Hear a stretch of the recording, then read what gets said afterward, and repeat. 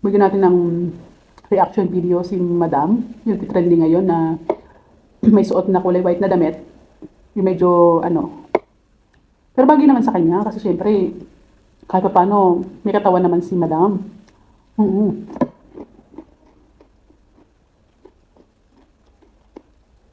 Syempre, lahat tayo, may kanya-kanya tayong pag-iisip. Syempre, hindi lahat ng tao napiplease natin.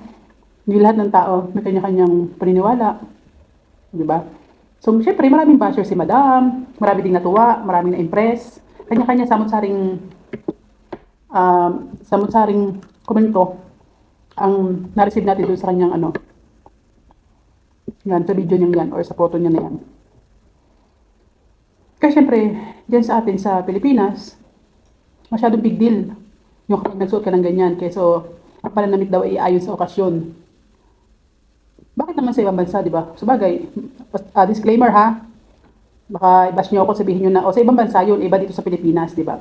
So, ibig ko lang sabihin ito, kumbaga, sa atin kasi dyan sa Pilipinas, magsuot ka ng naka-cover ka, sabihin, lotion ka, mukha kang, basta ganun, mukhang nanay ka. Pero nagsuot naman siya ng medyo may dating, kasi di pwede sabihin ng salitang ano S-E-X-Y, baka kasi maano tayo, magkaroon tayo ng violation. Ayun, magsuot siya ng ganun damit, sabihin, ano to, pinakikita ng katawan. Yan lang naman sa atin masyadong, ano, mga tao. Dapat nga, kumbaga, kanya-kanyang ano, di ba? Kanya-kanyang, ano, sa buhay. Pagka ganun, pagka inggit, pikit. Inggit, pikit. Ayun, basta, kapag kunyari, nakakita kayo ng ganun, na ano, kung hindi, wala rin naman kayo sabihin na maganda kunyari, hindi, ano na lang, sit na lang yung bunganga. Pero syempre, nasa social media tayo. Lahat ng kilos at galaw, lahat yan, makikita. Pero si Madam, yung nakita ko, ano siya, humble siya kasi nakita ko yung sabi niya video kanina, medyo nisto ko siya ng kaunti. Oh, pero hindi masyado kasi gagawin ko nga siya ng ano, reaction video. Ayun. Siya, wapakils na siya. Pero yung mga nababash sa kanya, tsaka yung nagtatanggol sa kanya, halos makita mo gigil sa isa't isa. Di ba nakakatawa lang? Kaya dapat, doon sa atin, buhay mo, sagot mo, Char. Ano yun? Ay, ibig sabihin, dapat ano, walang pakialamanan, di ba? Kung gusto niyo yung trip niya, yung masaya siya doon, go for it, right? Eh, hindi naman kanila pinapakaalamanan, at mo sila papakaalamanan, walang pakialamanan. Buhay ng may buhay, di ba?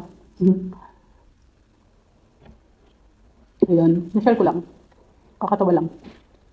Kasi totoo lang, alam nyo dito sa social media, kung gusto mong magpasikat, napakabilis magpasikat. Kaya syempre, may mga tao kasi syempre, kailangan ingatan mo rin reputasyon mo, di ba? Pero kung gusto lang magpasikat talaga natin, totoo lang, gawa ka lang na isang video na parang, ano, yung parang, yung talagang pag-uusapan ka, tiingay ka. Sikat ka agad. Kaya, ayun, shoutout sa'yo, ma'am. Sana manotice mo ako.